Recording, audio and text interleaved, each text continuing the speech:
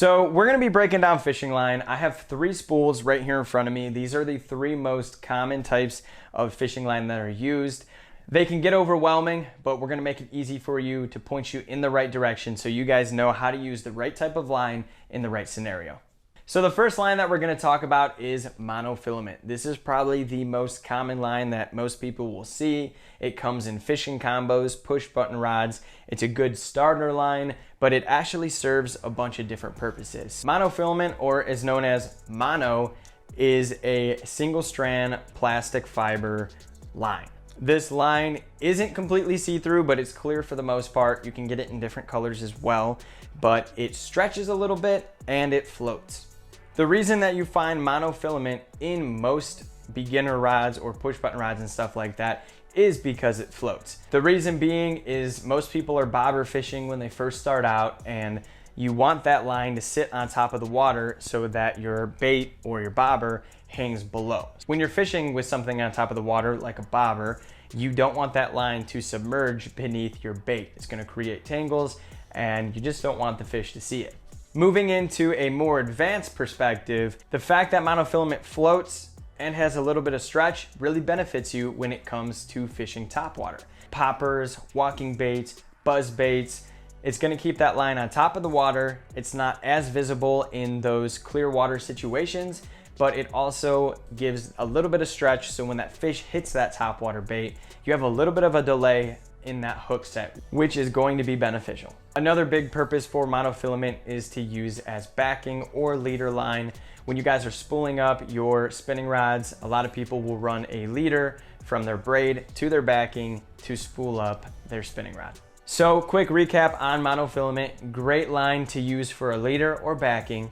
It's stretchy and it floats, and it's also going to be a good go-to when it comes to spooling up a fishing rod.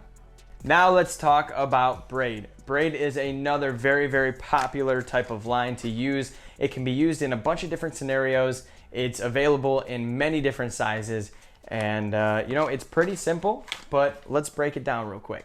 So braided line is line that's made up of fibers like linen or cotton that are kind of just stranded together. It's usually like a few different strands, and essentially braided line is going to be your toughest line that is going to give you the best chance of not breaking off. Braid is tough, it has little to no stretch, and it has the smallest diameter of all the lines available.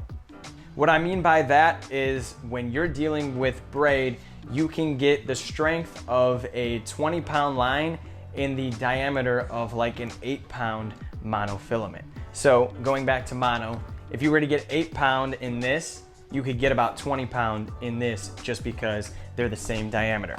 When it comes to fishing light braid, like that 10 to 20-pound braid, that is most commonly used in spinning rods. The reason that it is so commonly used in spinning rods is because it has no coil and the diameter is smaller, meaning you can hold more line in that spinning reel. Because it doesn't coil, you're gonna have less wind knots and less tangles, and you should be able to cast farther. One thing that is commonly used with braid when you guys are fishing spinning reels is using a leader. It's very important that when you guys are finesse fishing, or if you don't want the fish to see that line, that you tie a leader. But we're gonna hold off there. If you guys don't know how to tie a leader, or you're wondering what a leader is, just hit the link in the description below and you guys can watch our video on that. Moving into heavy duty braid. This spool right here is 50-pound. Heavy duty braid is most commonly used in those situations where you are fishing heavy cover. Bass fishermen who are flipping weed mats, lily pads, heavy down trees, things like that. Heavy duty braid, you're not worrying so much about the fish seeing the line. They're usually in so much cover that you really just need to horse them out of there. So you need something like 50 or 60-pound line to get them to the boat. The reason that you go with braid is because, again, the diameter.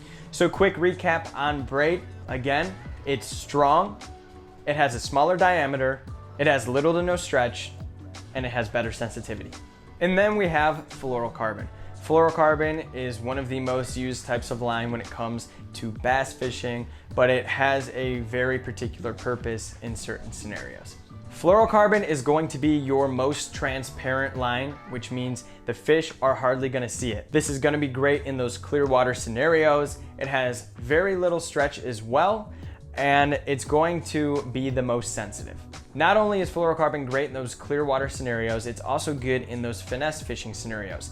Guys who like to use leaders with their spinning rods that are fishing drop shots, Ned rigs, baits like that are gonna be really great to use with fluorocarbon. But on top of that, fluorocarbon is going to be really beneficial when you're fishing those baits that are made to meet a specific depth. So for example, crankbaits. Crankbaits are made to dive, 3 to 6 foot, 8 to 10 foot, depending on the crankbait that you're using. Using fluorocarbon is going to benefit you in those deep water scenarios because it's almost invisible. But on top of that, it's going to help you reach the maximum depth of a bait like a crankbait. So quick recap on fluorocarbon. It's going to be great for those scenarios where there's clear water, there's little to no stretch, so you're gonna have more sensitivity. On top of all that, if you guys need to put a leader on one of your fishing lines, fluorocarbon should be your go-to. If you guys are looking to learn more about fishing, feel free to hit that subscribe button down below. But other than that, thank you guys so much for watching this episode of Tight Lines, and I'll see you next time.